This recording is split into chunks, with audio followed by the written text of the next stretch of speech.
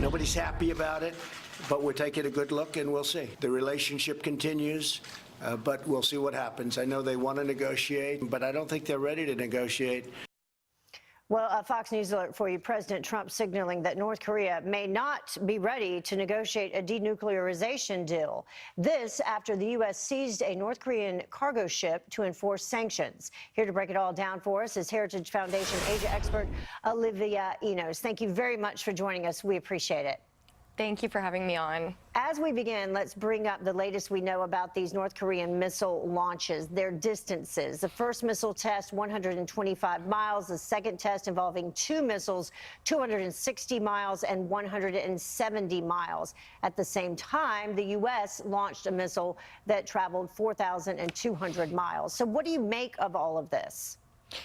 So this is North Korea's 89th and 90th ballistic missile test.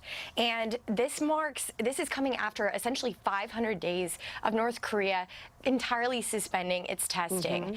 And so I think this marks, definitely a provocation from North Korea. Some are speculating that this is coming in the aftermath of the Hanoi summit, where Kim Jong-un wasn't able to bring the deliverable he had hoped to his people, which was sanctions relief. But others are pointing to the fact that this may just be a regular part of North Korea's exercises or show of military strength to threaten the world, but in particular South Korea and the U.S. Well, that's what North Korea is trying to say.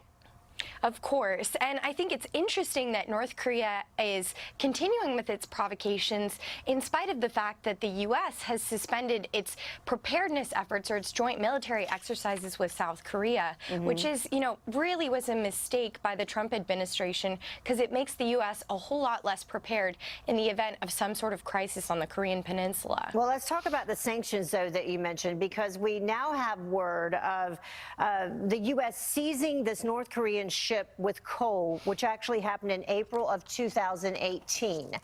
Why are we just hearing about that now, in the midst of all of this?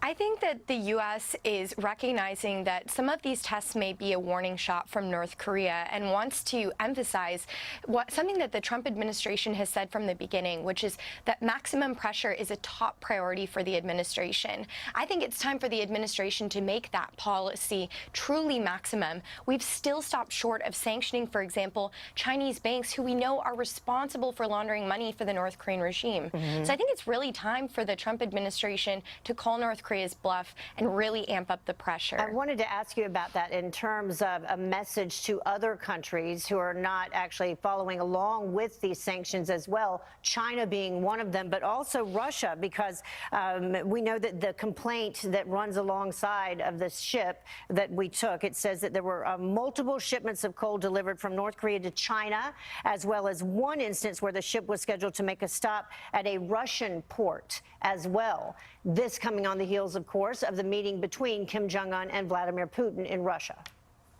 Sure. So I think that China and Russia have historically been aiders and abettors in sanctions evasion for North Korea.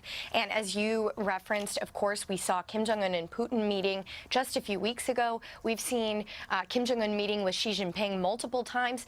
And we saw this willingness to let North Korea off the hook from sanctions start really after the Singapore summit. And so I think this should be also a cautionary note to the Trump administration, who has mentioned earlier this year that maybe we're headed toward a third summit, that right now is not the right time for diplomacy with North Korea. All right, we will see. Olivia Enos, thank you so much for your insight. We appreciate it.